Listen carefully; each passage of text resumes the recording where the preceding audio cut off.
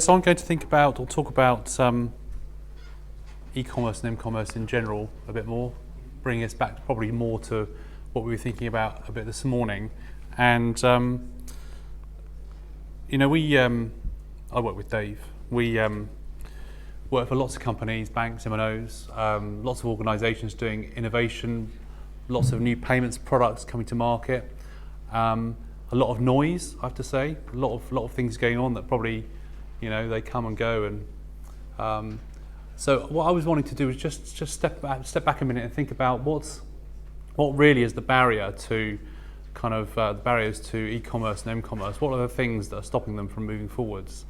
And actually, there's a couple of really basic things, and the things that have been mentioned already that I wanted to just talk about briefly. The first one is the thing that Dave mentioned actually over here. We didn't plan this, but the fact that card not present payments are still where they were 15 years ago. And if I just kind of think about that, that actually creates a whole number of problems for consumers. So there's usability problems. So the fact that you have to enter your card into a mobile device sometimes in order to pay for something, that doesn't work for consumers. It's forget the security. The user experience is just not as it should be. And there are things that customers can do, that merchants can do, so they can put your card on file so that you can then use that card later on. But that's not kind of scalable. It doesn't allow you to pay for things easily, wherever you want to shop. And then there's also a security element as well. So by putting your card details with that merchant, you're relying on that merchant to store your card details well. And we all know there's been well publicised security breaches. They seem to we get one every 6 months or something, where some organisation like Sony or whoever, accidentally lose a load of card data. Actually, I wanted to give you an example. So there's the issue of the card data being stored. That's one problem. But also the authentication that sits around that card transaction isn't always very good as well. So I've been mucking around with Amazon a little bit, and I'll just explain one or two of the things I've done with Amazon, which may surprise you. So I set up a completely bogus new Amazon account. I gave myself a name, pretend name. I thought that was, just wanted to be honest about what I was doing. I put in a false address. It was our office, okay, because I wanted to actually receive the stuff that I bought. And then I registered some cards into that account. So I took my own card because I wasn't, going to defraud anybody. But when I put those card details in, I just entered the card number off the front and the expiry date. Didn't have to put in the 3-digit code off the back. And I put my name in as John Smith. Seemed reasonable. And then I proceeded to order some things. And duly, in due course, they turned up. Admittedly, they were only CDs and those sorts of things. Now, had I then gone and phoned up my card issuer and tried to charge back those transactions, then maybe Amazon would put a block on my account. But the point I'm making is they are clearly not using all of the kind of authentication mechanisms that the card schemes would want them to use. Now, that's a choice that they make. It's a commercial choice. At the end of the day, if there's something that goes wrong, they are liable in terms of the scheme rules. But is that right? Certainly, I think if there's scope for that to be done in a kind of an organised way, then there's a social impact there, because the sorts of people that will do that are people that are, making money from money laundering or whatever. It's criminal activity. But then also there's a personal inconvenience as well. Even if I'm not, as a consumer, going to end up being liable for that fraudulent transaction, it's a hassle. I don't want to have to go through phoning up Amazon or phoning up my card issuer and having the transaction reversed. So, but that all arises because of the fact that the way that card not present payments work hasn't really moved on. Moving along, I want to pick up a second problem with e-commerce and m-commerce, and that's to do with the fact that so much of what we do today is kind of, well, certainly in terms of the way that e-commerce is going, is around data and advertising. And I wanted to give you another example. So I, about a month ago, had reason to buy 25 customised badges. Okay, it's for a club that my son's involved in. It's probably the only time in my life I will ever buy 25 customised badges, certainly from this particular organisation. And then, funnily enough, yesterday, when I was on Facebook, I noticed that one of the adverts down the side of the page was from this organisation saying, "Why didn't you come and buy some more badges?" So obviously they thought, it's been a month, it's about time he needs more badges, And it just shows that the current way of targeting and engaging with consumers through advertising, it doesn't work. It's this kind of scattergun approach. Anyone that knows anything about me would know that I'm never ever in my life ever again going to buy 25 badges, or in fact any badges. That's a wild claim. Your son will want you to buy badges. No. I think big data's got you bound to rights on this one. So anyway, I wanted to kind of raise those as kind of two specific kind of basic problems. One, there's basic issues around payments, and two, there's basic issues around how businesses engage with consumers to kind of promote commerce, promote products, whatever. And then I wanted to point out that what's the way that this is being, what's the industry trying to do to address this problem at the moment. And one of the key things that's happening is the development of wallets.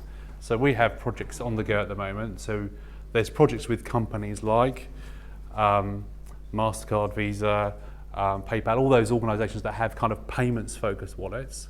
So those are kind of good in a sense, in that they help you with the kind of the usability aspect of payments.